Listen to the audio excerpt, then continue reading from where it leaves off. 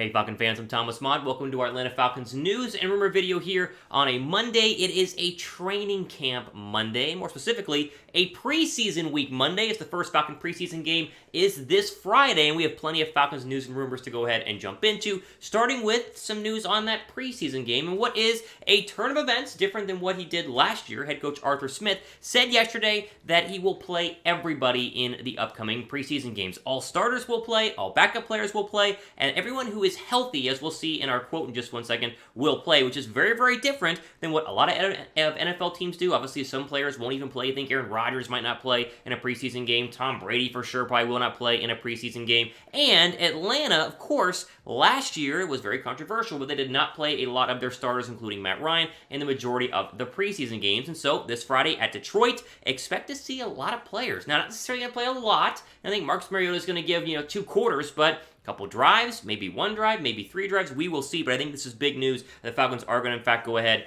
and play all of their starters in the preseason. Here's the quote that we got from Arthur Smith at training camp just the other day. Throw it up on your screen. Quote, "I promise you, if everyone is healthy, they will play. Yeah, my approach will certainly change this year. I'm going to go a little more old school. We got to get ready to play. We got to get ready to go from the jump. If that's the reason we lost, is that the reason we lost the first 2 games? No, but it certainly didn't help. We got to play smarter. We can't have self-inflicted wounds," end quote.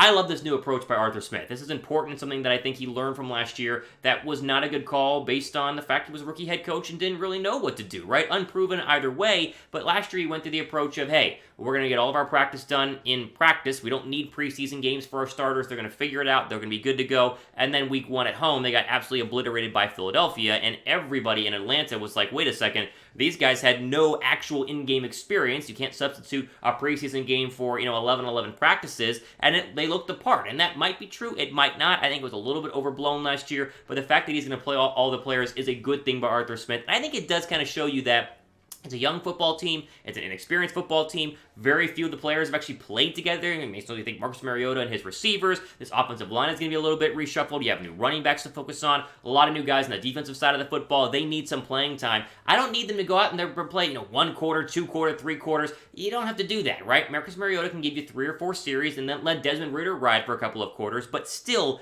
being out there is very, very good and very, very helpful for Atlanta. That way, they can at least take that off as an excuse if they were to get blown out in week 1. You can't say, oh, well, they didn't have any preseason games, therefore they weren't prepared. You can kill that narrative and be like, hey, they played, we just got outplayed today, we got beat, and that can be the end of it. So I think that's good news and big news for Falcon fans here to start a Monday. Add break, pin comment down below, answer this question. Should the Falcons play their starters in every preseason game? Do you agree with this? If you do, type Y down below for yes. If you do not, type N down below for no. I think this is very, very good and very, very important. I would say Y down below for yes.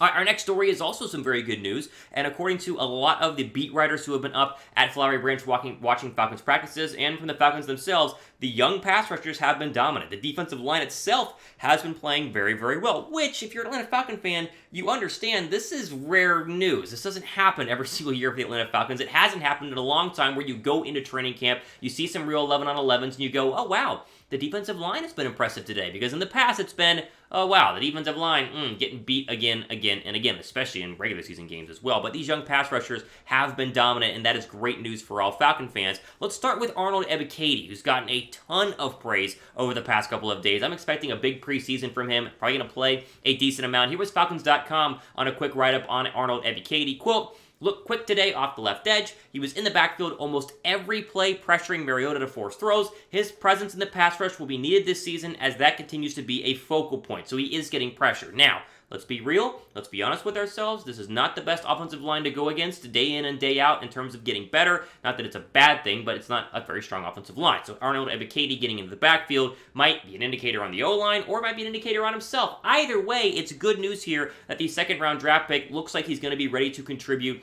day 1 and really week 1. This is something that doesn't normally happen very often for second-round draft picks who are pass rushers. Sure, sometimes they work out, but other times it takes, a year, maybe 2 to get themselves up to speed. If Ebiketie is able to go ahead and produce right away, that is going to mean a world of a difference for an already weak defensive line and a very, very bad pass rush, at least what it was last year. Also, Ogun DJ, I always mess up his last name. We're talking about him in just 1 second. First, the Falcons hat t-shirt combo is 40% off, and this has been going on for quite a while now, and they still have your size. I believe that they do. I checked it earlier today. Pick up your Falcons hat and t-shirt combo for 40% off at chatsports.com/Falcons combo, as this is your best place to pick it up. Get the hat, get the t-shirt, and get the sale discount as well. Link will be down below me in the description box. Go ahead and grab that because Falcons season is almost here, and they're going to be playing their first preseason game on Friday at Detroit, and you guys are going to want to be repping your Falcons gear, so pick up some fresh stuff at our link down below right now.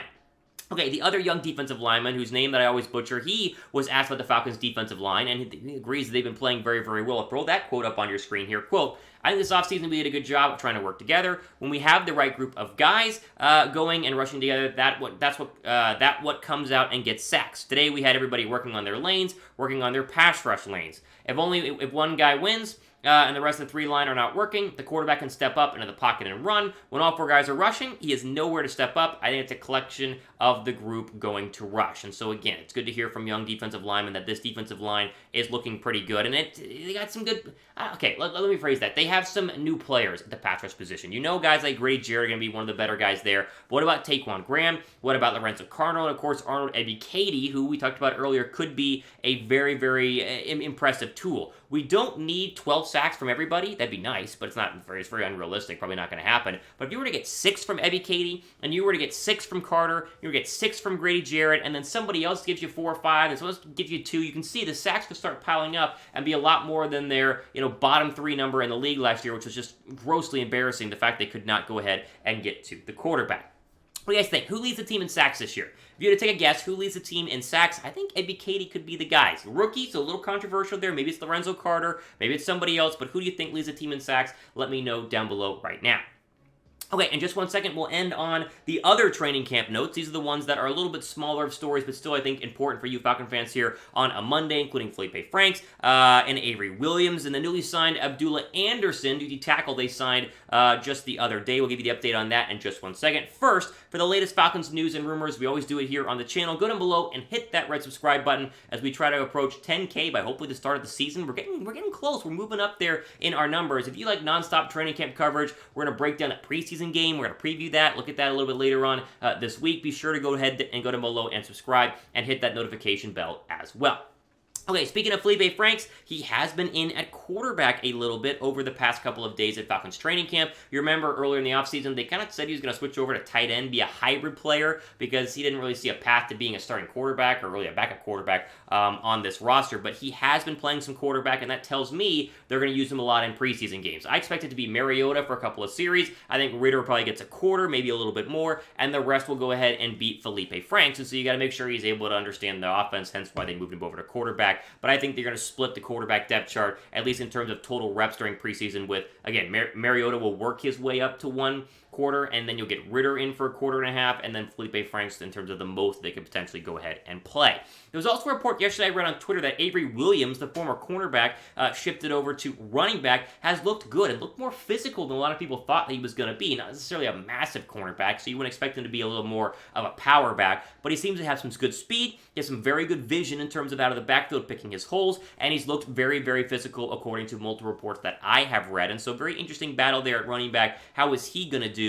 I'm telling you, preseason is very much a weed out of players, especially backup guys trying to make the roster. Running back is the real position group I'm looking at for the Atlanta Falcons in terms of the preseason games. Finally, Abdullah Anderson, you saw it maybe on Twitter or on one of the Falcon blog websites, the newly signed D tackle. Not a big story here. Undrafted free agent out of Bucknell. He's back in, 2018. He's moved around teams. Not anything special. Maybe just a camp body, or maybe they want an extra D tackle on the roster, but he was signed just the other day, and so I wanted to give you an update there. It's not necessarily a massive signing, like an Ndamukong Suh would have been a D tackle, but still a signing nonetheless. We cover that here, obviously, on the channel. I'll end on this. You guys are hyped that football is back. Type me down below in the comment section. ME if you guys are hyped that football is officially back, as the Falcons will get going. I think it's like 6 p.m. Eastern time on Friday. So going to be a fun first opening game. And if you watch Hard Knocks, that means they're going to show the Falcons playing the Lions on Hard Knocks, albeit from the Lions' perspective. But fun little thing there as well. Probably next Tuesday, because Hard Knocks starts tomorrow. Either way. All right, we'll go ahead and end with a quick shout out to my official Twitter account. This is my personal Twitter account. If you guys want to follow me, go ahead, @RealThomasMott. I tweet a lot of Falcon stuff, a lot of NFL stuff, on a daily basis. And of course, as we end, turn on the notification bell. That way you're notified whenever we drop a mailbag video, which will happen later on this weekend. But if you want to type the hashtag Falcons down below in the comment section, get your question asked, we might go ahead and answer it. So turn on notifications. That way you're notified whenever we do that. For Atlanta Falcons today, I am Thomas Mott, out of time, signing off to the rest of your day.